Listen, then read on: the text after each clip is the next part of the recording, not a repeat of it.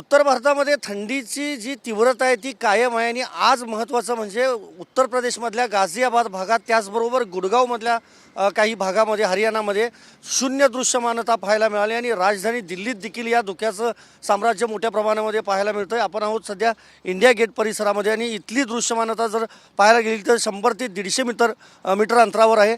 भव्य जी वास्तू आहे इंडिया गेटची ती आपल्याला कॅमेराच्या लेन्समध्ये दिसूही शकत नाही.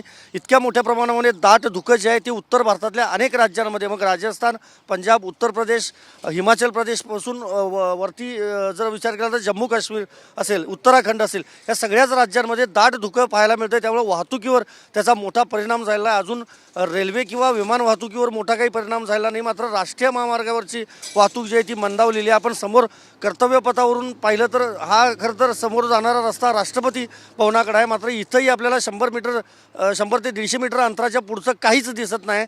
त्यामुळं वाहन चालकांनी काळजी घ्यावी असं आवाहन खरं तर प्रशासनानं केलेलं आहे.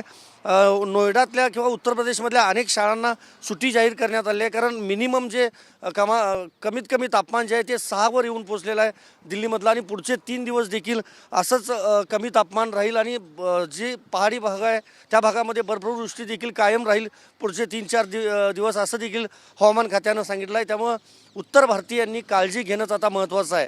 व्हिडिओ जर्नलिस्ट राकेश कुमारसह मी संदीप राजगोळकर, TV9 मराठी, नवी दिल्ली.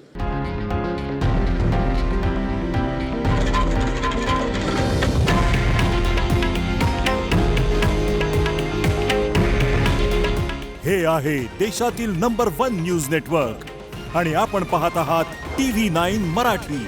काळजी तुमची, हित महाराष्ट्राचं.